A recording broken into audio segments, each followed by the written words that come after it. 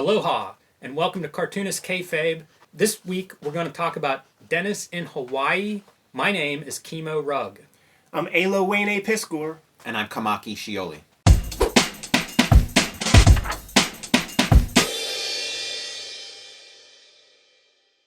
I'm very excited to discuss this comic. This is quite different than a lot of the comics I grew up reading and a lot of the comics that we have talked about so far.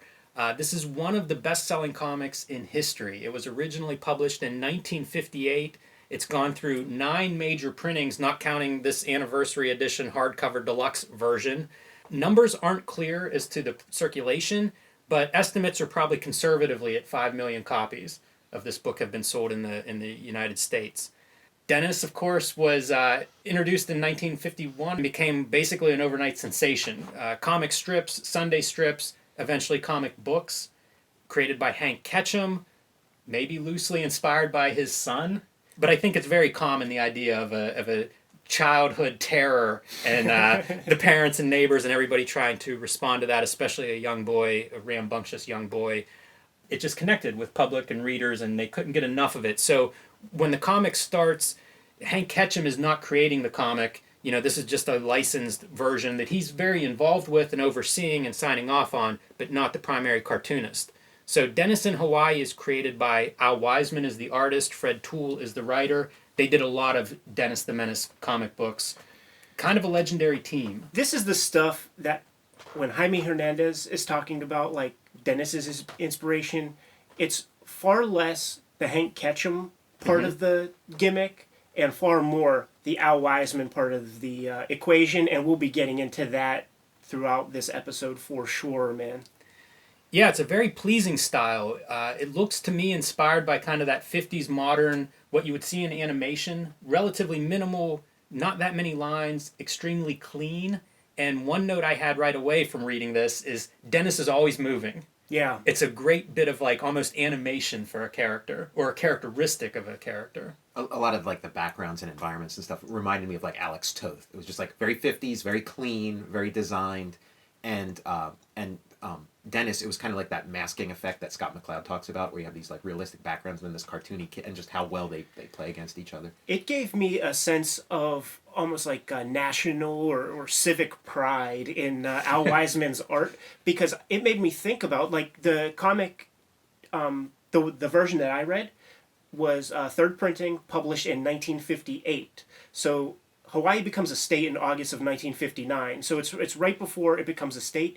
The art stands right up there with kind of what Hergé did by having his cartoony characters with realistic backgrounds, and also Osamu Tezuka in Japan, the manga that he was doing at the time, would have like the cartoony characters with the same kind of like realistic background. And god damn, this Wiseman guy really knocks it out of the park. Now, I guess we should mention that the publisher, which was Fawcett at the time.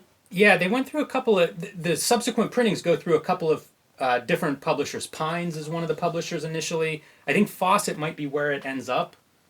But wherever it started, that publisher sent Toole and Wiseman to Hawaii to get extensive notes, to make a lot of sketches, and in effect make the book just a more rich experience. So there was Hawaii fever, man. Like 2 generations of cartoonists older than us. Like the people who were alive in the late 50s, they have like, and they bring in a bunch of like Hawaiian imagery. Like there must have been like a lot of like rah-rah around Hawaii and the idea that we're going to have a new state and stuff. So you'll see like older cartoons with like their tiki imagery and all of that kind of stuff. And it's considered kitsch, but it's like, it's from that period.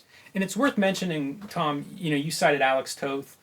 These are West Coasters. You know, these guys are all out of California, Hank Ketcham included. So there is a different sensibility. You see that in some of like Western comics. It's almost, I don't know if they're working in LA specifically or working in animation, but there does seem to be a style of cartoonists that come out of that California second base of cartooning in the 50s and 60s. Yeah, it's interesting you say that, because even like there is more sort of like open space and car culture and almost like motel, like Holiday Inn kind of thing from that West Coast, where somebody like a Kirby or some, somebody growing up in New York, like the world just doesn't look like that, so it's not going to be reflected as much in your art. Even gutters are bigger in this, like that open space. It feels that way. There are several panels that are open where it's just silhouettes and there's not necessarily a panel border.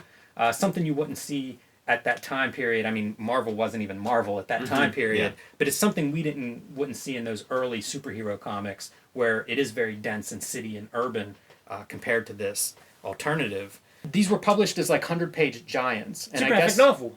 Well, up to this point, they would do like Christmas specials that way, and what they would describe as generic vacation specials. So, like getting either Hank Ketcham or the publisher to foot the bill for this travel trip, pretty smart on the cartoonist part. Long tradition in this, man. When I was at the Kubert School, my lettering teacher is this guy named Phil Felix, and he lettered the late period Little Annie Fanny strips, and he would always tell us about like Kurtzman just wanted to go to Hawaii, so he figured he manufactured a story where Little Annie Fanny goes to Hawaii, and Hefner was like, okay, here's the expense account, guys. I got real excited about that aspect of things when I open it up and I read, they went on a trip to Hawaii to research this. I'm like, oh, that sounds really, like... I don't think they effed off their time, because this thing is very rigorous in its research, and the art is harmonious, in my opinion, with the story, but you can tell that Mr. Fred Toole, is it? Any kind of like little factoids or minutia he discovered, he would like shoehorn his way into this damn thing. Yeah. It has like an almost educational quality in that aspect. Like it really is a tourist. Hawaii maybe could have footed the bill a little bit for like promoting Hawaii. Yeah, they got tourism. like the Chamber of Commerce or something partnered with them or something. You mentioned Hergé, for kind of exotic locales. I made a note of like Carl Barks because I can remember. There's a sense of adventure and travel that some of these comics would have at the time, probably before it was common to travel. The very first, this is broken into almost like chapters, or short stories within, the bigger scenario. And the very first one is the plane trip to Hawaii. And I think like that was probably exotic, the idea of getting on a jet plane, which had propellers. I'm not sure it was actually a jet, even though they called it a jet plane. But an entire chapter, a fifth of the book or something is based on the plane travel side of that. So I think that part is, pretty exotic for readers in the 50s. It triggered me, man. Because I spent a lot of time in airports and shit like that. I see a lot of Mr. and Mrs. Mitchells out there, man, who don't check their fucking kids. and that's what we have here, man, is like Mr. and Mrs. Mitchell. And that's what I have to call them because I was a fan of the cartoon in the 80s when I was growing up. And that's what Joey and Margaret called them, They're just like schmuck parents who like don't check their kid, let them run around, and it gave me an exhausted feeling at the end of this thing. I felt that the whole way through. Exactly. Every time they show the parents are tired. Several times they're like, okay, after this we're going to go take a nap. Yeah. Much to Dennis's chagrin.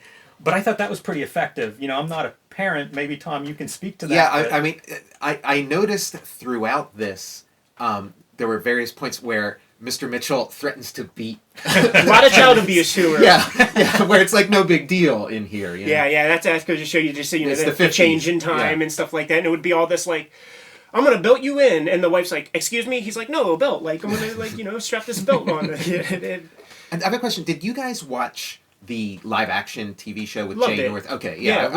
Which one was your favorite? Mr. Wilson, man. I like the guy with the glasses. Yeah, the guy with the glasses is the real one. The other guy with the mustache, he looks more like the cartoon, He does, but he but felt he's like he uncool. was the fake one. Yeah. Okay.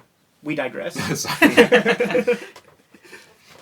So they get to Hawaii, and it's basically just tourism. It's almost, you can imagine whatever Fred Toole's experience was visiting Hawaii, that's exactly what this plot is following. And it's kind of a checklist of what can you do there. From going out to meet a tour ship, going on catamarans, visiting Pearl Harbor, which is one of their big moments to do some educational stuff. Sober moment, man. Yeah, that was interesting to me because it's like, okay, you're not allowed any cameras. That everybody has to hand in their cameras. And then it's kind of like the book sort of tells you, okay, we're not going to show you Pearl Harbor because this is all like secret. Like my thought of Pearl Harbor is as this sort of place that you visit, maybe like Ground Zero, but I didn't think of it as like, oh, this like functional base that's like secret. I don't know if that's still true or if this is just sort of Cold War 1950s stuff. Yeah, I don't know about that either. It did stand out as being odd. I think there's even a piece that's almost like censored or that they block redacted. out. Yeah.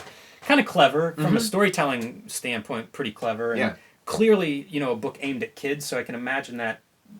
That was something I kept thinking of reading this, is like, how would I respond if I was reading this whenever I was 7 or something? But moments like that I think would be fun as a reader. Having, what's going on in that panel that I can't see. They do a good job of building that. You could read it two ways. Like as a kid, you could imagine like all the fun and just like laugh at the fact that Dennis is taking a bath in a fountain and stuff like that. And then like as publicly exposing himself. Yeah. And then as an adult, you really like kind of empathize and also criticize the parents and stuff like that. And then for me, it does make me think of like just like all these little shithead kids that I see running around like, and their parents like just are just like letting them do it. It's scary whenever you describe it that way, Ed, because I think of like, they're all dressed in suits when they're getting on the plane. It's a different era. This is Mad Men kind of era. And then Dennis would have been the exception, like the really bad kid that's out of control. You get a comic book, a top-selling comic book. That kid is the norm now, right? Oh, no doubt. Yeah, no doubt. That's not reassuring. I think most of my notes too, like we were talking about, like the reading experience, all that. Like most of my notes really are leaning more towards the art and visuals because the writing, Fred Toole's writing, basically it's like Catskills humor, straight. Like Mr. Mitchell's a straight man. He sets it up. Dennis gives the punchline. And it's like relentless like that. It's like an exercise of like, how can you do this? Like 100 pages of this. So there's not so much there in terms of just like the general story. It's the art that sings in this baby. Yeah. I wonder how they work, if they worked at all Marvel method. Because it feels like a lot of this stuff is you set up your scenario, whatever that is. You're on a ship, you're in a plane, you're, at a luau. And then it's like, how can Dennis get in trouble? What can he interact with here? He's always, wherever the scenario is, it's like panel 1 is your setup, and then panel 2 we start to see Dennis doing something inappropriate. It is kind of straightforward in that way. The part about reading it and feeling exhaustion, I felt that too, which I think is effective as a storytelling device. If you're trying, as an adult, we should be relating to the parents. It would make sense that we would read it and think like, it is very please good. stop, Dennis. If you watch something like Mary Poppins or something that like you watched as a kid, it is funny to see like you're not identifying with the kids anymore. You are. Right. It's like, why won't these kids listen to their dad and put money in a savings account? We're so old. So Wiseman, it's awesome that you bring up the fact that he's West Coast, man, because you do think of car culture, hot rod culture. He really fetishizes the vehicle, man. Like when you see that taxi cab at even the very beginning, you see it in 3 or 4 different angles, and he traced a photo. Like, he's taking photos of probably his whip and fucking turning it into a taxi cab. The fins and everything. It starts out beautifully, man. Like, there are all these moments of, like, there's that, like, seeing them get up onto the tarmac and the plane is opened up, going up the weird staircase outside the hotel. It's just, like, all this stuff. Like, he probably traced photos for a lot of it. But that's a skill, like when I was at the Kubert School, like there would be this assignment where they gave us this like really complicated lighthouse on rocks, and the idea was to put a piece of vellum over top of it and turn it into an iconic piece of art, like and strip it all down and keep all the essentials, and that is what he's a master of doing, man. Like you're reading Glamour Puss right now, and Dave Sim has that whole bit about like tracing photographs. It's not kind of to be taken lightly. There's an art to it, and he marries the backgrounds beautifully with the character artwork. Yeah, for sure. I wonder who letters this. I don't know if that's handled by Al Wiseman. Exquisite lettering, yeah. Gorgeous. It stands out. The title lettering for each of the chapters is beautiful, but even the word balloons, the lettering in the word balloons is a serif. Yeah, they've serifs hand lettering. And it's gorgeous. It's really beautiful work. I couldn't find whether he's responsible for that or not, but it wouldn't surprise me if he was. I was looking at like some other Dennis stuff, and that lettering does seem to pop up in other Dennis material. So I don't know if that's just part of the set look of Dennis or what. It's a very successful comic, as we've noted, going through all of these printings, and then it leads to a bunch more specials. Mexico, Hollywood, basically once they, I guess had sales response to this, it became clear that extra effort, rather than the generic vacation, actually send these guys out, send the artist out where he can be doing drawings and taking his own photo reference, because it pays off. It was a heck of an investment. It was a gamble, and the publisher, it bore fruit. Okay, we'll do another. I was sad reading this in one way, in that I don't know that comics like this exist anymore. Oh, they certainly don't. Comics that are aimed at kids, comics that are exotic in the locations. Whenever I was growing up reading comics or reading books, that was part of it, was like the adventure, the escape. It felt like escapism. And I don't know that exists in this way anymore. I don't know that work is made for kids in that way. The cartoonist who would do that is really making an honorable sacrifice, because, how do you get this comic into a kid's hand? There's all these barriers to even make it possible, and you're almost writing for an audience that you have to kind of create in a lot of ways. It takes a lot of time to make a book, man, and if you don't have many examples of things to point to that can like nudge you in that direction, you're doing the Lord's work. You're doing the comic Lord's work if you take that time yourself to take that gamble with a year of your time. I mean, maybe like not in the direct market, but if you sort of like expand what comics is, I mean, there are a lot of like sort of, books that are comics that are like aimed at this, that like they would just be filling the shelves of like a library children's section rather than, the comic book shop. So, I mean, I think there is work made specifically for, and somewhat recently too, like there've been real inroads in that way, and it does exist. So it's not as bleak as it might seem if you're mainly looking at the stuff that's on our radar. Right. That's probably a fair assessment. One of the last notes that I had for this is the idea of cartoony versus realistic. Mm-hmm. My initial reaction when I started looking at this is it's very cartoony.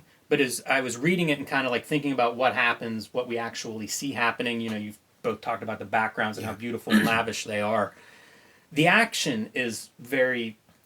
There's nothing fantastic about the action. Yeah, Dennis gets in a lot world. of trouble, but he doesn't defy physics to do so. Exactly, It's not... It doesn't stretch believability, the trouble that he gets into. It's stuff that makes a lot of sense. It's a very... The world makes sense to the world that we live in. It makes it identifiable, like, to us. The kid, the parent who might be reading this to a kid, they could easily identify with a lot of this stuff, man. One of my like sort of final notes is that I did read this with Jaime Hernandez in mind, and you see a lot of what Jaime may have pulled from this Wiseman character, man. The stewardesses who all have that same, almost like a rubber stamp face. It's a Jaime character, like the slickness of the inking with the like 2 or 3 lines of drapery to kind of like sell the idea of the folds in the clothes is all there, and then the tangential characters where the main action is going, say, mid shot where you see their full bodies, and then in the immediate foreground there's a guy with like a trilby hat, like right there, and he's off model. Like all the extra characters are off model. Like that's the way Wiseman draws. You know what I mean? It's not like Hank Ketcham stuff he's referencing, and it kind of sticks out like a sore thumb. But like Jaime does that. Like has these characters that I swear to God I could find some exact panels where he might have like totally referenced the one guy in the foreground with the trilby hat, like with the gaunt eyes and that are like at half mast. It's very cool reading it with sort of that thought in mind. Yeah, his level of craft is exceptional, Wiseman. Yeah, and that's I was just sort of looking at this as a story, and it is kind of like, I guess what makes it a story is just that a journey takes place. We go from one place to another, and then we come home. But it was pretty much without incident. Like it's all just sort of, it's more of an anecdote. It's just a series of sort of mildly pleasant or unpleasant things happen until the end. The plane ride home where like the monkeys get released and things. That's where like I felt like, I felt it like sort of like a release in the story of like, okay, finally something sort of exceptional is happening. So finally something that's kind of funny and interesting, and it's just at the like I was hoping for a little more of that like throughout. But I guess if you're gonna put your best scene at the end, you know, that's not the worst thing you could do. He overcame some really amazing drawing challenges throughout the thing. Wiseman did. Imagine, if you will, that you have to draw a scenario where characters visit like a sugar factory. Mm-hmm. Like, how do you draw 2 or 3 giant mounds of sugar? Yeah. Right? Like my mind was going to that place where it's like, man, if I had to do this, like, I don't know that I would have been able to effectively communicate that the way that he did. I probably would have way more like Drew Friedman stipple and junk like that. And then one of the knockout pages really is that splash page. And we always talk about how Mobius is like so great and like how Foster's really good at like conveying like depth. And that splash page, like you really feel it, man. Like there's a lot of line work on that page. And if any one of those lines was sort of like out of place, would have screwed up the illusion, man. And it's all there. Like, And he does that a couple of times. There are a couple of places where they go just to kind of admire the landscape. Mm-hmm. They're not all splashes, you know, some are like a half page or whatever. But one's a canyon, you know, one's a jungle valley. He nails those things, and it does kind of show off his range as an artist, because I'm sure that's not what he was drawing in an average issue of Dennis the Menace, you know, running around his neighborhood or something. And he rises to that challenge. I think that I detect a little bit of guilt in the artists and the writer, a little like when they got the assignment and they made the deal. This is me projecting. They're like, dude, we're going to fucking Hawaii, man. And then they get there and they're like, of that Madman generation and stuff, where there was still like a real strong work ethic. So they're like, we better come back with something. Because it does seem like they were overextending in a lot of parts, and that is sort of like I don't have any problems with the writing, but you can tell that like, okay, we need a moo joke here, and we need a little sequence highlighting these weird trees that grow on like horizontal angles and stuff. You think about storytelling, we think of a character having an arc, and there is no arc here. Dennis is the same beginning and the end. So now you've got 100 pages to fill, and you're right, it is sort of just gags, right? Because there is no real plot per se. Mm-hmm. It's just a matter of like, how do you fill 100 pages? And there's some laziness. You know, there are things like crossword puzzles and various games that are in there. There's about a 12-page letter that Dennis writes home that would, if it was a font, it'd be like 144-point font. Yeah. Not a lot of substance in some of those patches. But for the most part, the comics, I think, deliver entertainment. Yeah, and I mean, you know, those little bonuses are interesting, and I've always enjoyed those. Like throughout the history of comics, you see them more like in the old days and stuff. But you know, that's where we got our Hawaiian names. You know, it shows you how to do the hula and stuff. You know, and what it means. That's another 8 or 10-page sequence. Yeah. The hula it's dance. technically steps. a comic. It's, you know, a sequence of, you know, images telling, you know, communicating some information. Yeah, it's pretty interesting. I kept thinking, this is a 100-page comic. There are a lot of those thicker comics in the old days, and as prices have gone up, page counts have gone down to where, like, you know, we've seen monthly comics that are 17 pages of comics, you know, versus, I don't know, this one maybe works out to 75 or something after you take away some of the activity pages and things, but very different world. And, you know, 50s, it's one of the older comics that I've read and enjoyed. I was very happy to read this thing, man. Like, I had my infamous comic book digging session with Jaime, and I asked him, you know, Dennis, like, point me in a direction, and he pointed out Dennis Goes to Hawaii. He called out Al Wiseman by name, and like, these are the ones that you want, and it was a pleasure to like give these things kind of a deep kayfabe look. Yeah, I mean, I think for us as like practitioners of a craft, that's where this excels. It's an excellent exemplar of craft, and craft of us done at a high level at a very specific time. I wonder though, somebody coming like who isn't coming just as a pure, like what it would be like as a pure reading experience, but definitely we got a lot out of it from a craft point of view.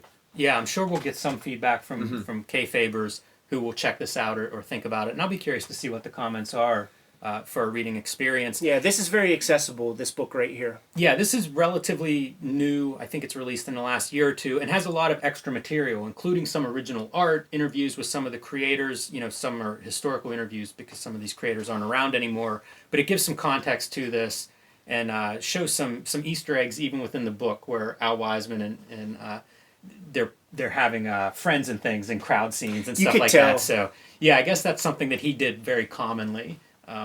You know, so I don't know if readers at the time would have had any idea, but maybe some of those background characters were reoccurring characters. Oh, I see what you're saying. Like it's always an old trick, man, when you're reading a comic and then you see these characters that are just a little different than their traditional drawing style, and it's just like, you know, that's a real person. Who the fuck is that right there, man? Yeah, and the back cover has a Dan Clowes quote that maybe we'll close on here. Toole and Wiseman's Dennis the Menace stories, and especially the proto-graphic novel travelogues, are among the most perfect comics ever created, a woefully unheralded equal to Stanley's Little Lulu and Hergé's Tintin. That says it all. Pretty good context. That says it all, man. Should we get back to making our own comics? Yes, indeed. Well, you guys know what to do. Like, subscribe, and follow the YouTube channel. Hit the little bell icon, and it'll let you know whenever we have new videos available. We usually put up 1 or 2 a week. You can pick up Cartoonist Kayfabe merch at our spread shop. We're going to get back to making comics. You guys know what your marching orders are. Read more comics. Aloha.